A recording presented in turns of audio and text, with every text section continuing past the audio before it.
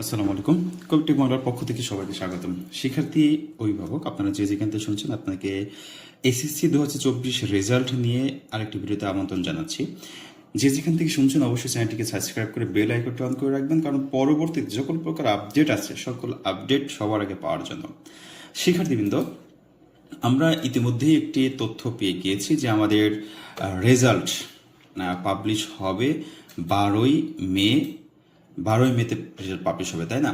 তো আমরা কিছুক্ষণ আগে আমি একটা ভিডিও দেখছিলাম বা একটা কিছু দেখছিলাম যে 5 তারিখে রেজাল্ট প্রকাশ করা হবে, এরকম একটা তথ্য আমরা দেখতেছিলাম।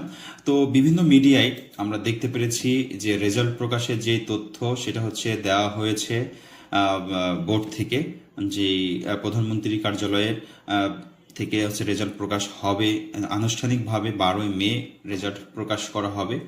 তো সেই ক্ষেত্রে আমরা যদি দেখি যে আমাদের রেজাল্ট কিভাবে দেখতে হবে সেটা নিয়েও আমরা ইতিমধ্যে ভিডিও আপলোড করেছি। তো রেজাল্ট দেখার ওয়েবসাইট হচ্ছে এইটা, একেবারে অরিজিনাল বোর্ডের যে মিনিস্ট্রি অফ এডুকেশন, এখান থেকে দেখার জন্য অলরেডি এখানে আমরা দেখতেই পাচ্ছি। যদি আমরা ইয়ার সিলেক্ট করি 2024 কিন্তু ইয়ার চলে এসেছে, হ্যাঁ, তার মানে এটা আপডেট হয়ে গেছে। এখন জাস্ট রেজাল্টটা আপডেট করলে কিন্তু আমরা রেজাল্ট পেয়ে যাচ্ছি।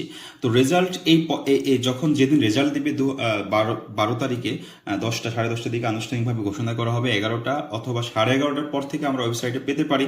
তো ওয়েবসাইটের একসাথে অনেক স্টুডেন্ট যখন রেজাল্ট দেখার জন্য চেষ্টা করে তখন কিন্তু এই ওয়েবসাইটটা একটু হলেও ডিস্টার্ব হয়, হ্যাং করে। সেই ক্ষেত্রে আরো অন্যান্য ওয়েবসাইট আছে, অ্যাপস আছে। সেই ক্ষেত্রে আমরা আরেকটা ভিডিওতে আপডেট জানাবো যে আপনি এই ওয়েবসাইট ছাড়া আর কোন ওয়েবসাইটে দেখতে পারবেন, অথবা মোবাইল SMS এর মাধ্যমেও কিন্তু আপনি তাৎক্ষণিকভাবে রেজাল্টটা দেখে নিতে পারেন। তারপরে পরবর্তীতে আপনি মার্কশিট সহ দেখে নিতে পারেন।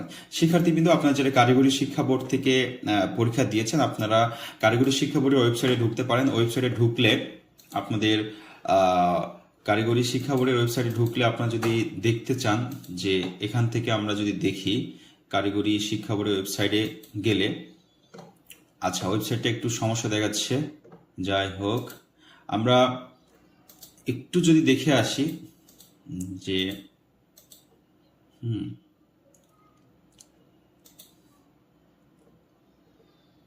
একটু যদি দেখি কারিগরি শিক্ষা বোর্ডের ওয়েবসাইট থেকেও দেখা যায় যে রেজাল্ট অপশন যাবেন আপনি। রেজাল্ট অপশনে যাওয়ার পরে আপনি দেখতে পারবেন যে হচ্ছে রেজাল্টের এখানে যদি আমরা যাই তো এখানে এসএসসি পর্যায়ে আছে। এসএসসি পর্যায়ে গেলেও আপনার জাস্ট ওই ওয়েবসাইটে নিয়ে চলে যাচ্ছে এখান থেকে।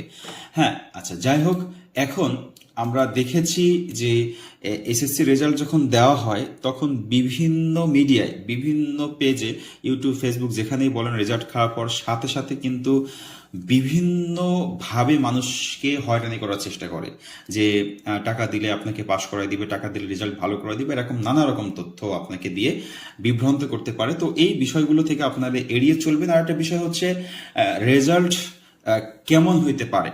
এবছর রেজাল্টটা অবশ্যই গত বছরের তুলনায় একটু হলেও খারাপ হইতে পারে বা হবে আশা করা যাচ্ছে বা হয়েছে।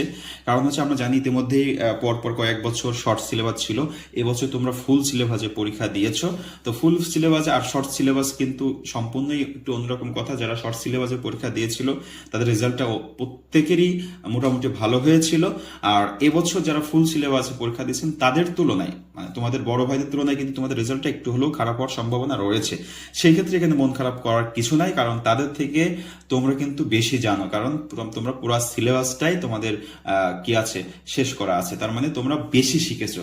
শিক্ষার্থীবৃন্দ, এখন বিষয় হলো যে রেজাল্ট যদি একেবারেই খারাপ হয়ে যায়, মন খারাপ করে কোনো খারাপ ডিসিশন তোমরা নিবে না। এই কারণেই দেখো খাতারা তোমাদের বিভিন্ন শিক্ষক দেখেছে। এবছর আমরা অনেক জায়গায় নিউজ দেখেছি বা দেখেছি যে যারা যে সকল টিচার বোর্ড থেকে খাতা নিয়ে এসেছে, তারা অনেক টিচারই আছেন বোর্ড থেকে নিয়ে এসে তারা খাতা দেখে শেষ করতে পারে নাই। ছোট ছেলে মেয়ে ভাই বোন তাদের স্ত্রীদেরকে খাতা দেখিয়েছে। সেই ক্ষেত্রে রেজাল্ট খারাপ হয়ে যাওয়া মানেই এই নয় তুমি কিন্তু কিছুই জানো না। অবশ্যই তোমার শিক্ষার কিছু আছে, তুমি শিখেছো। তো যে কোনো একটা অ্যাক্সিডেন্টের কারণে তোমার রেজাল্টটা আসে না, এই নিয়ে তুমি কিন্তু কোনো খারাপ একটা ডিসিশন নিবা না যেটা তোমার জীবনের ক্ষতি হয়ে যায়। শিক্ষার্থীবৃন্দ, সবার জন্য দোয়া থাকলো যেন সবার রেজাল্টটা অতি অতি উত্তম হয়, মন মতো হয়। এই দোয়া রেখে শেষ করছি। সবাই ভালো থাকবেন, সুস্থ থাকবেন, কবিটেক বাংলার সাথে থাকবে। আর একটা বিষয় হলো, রেজাল্ট পরবর্তী যে ভর্তি বা অন্যান্য কার্যক্রম অনেক অনেক তোমরা ভিডিও পাবে খুঁটিনাটি। সেই ভিডিওগুলো পাওয়ার জন্য অবশ্যই কবিটেক বাংলার সাথে থাকতে হবে। শিক্ষার্থীবৃন্দ, সবার জন্য দোয়া রেখে শেষ করছি। আল্লাহ হাফেজ।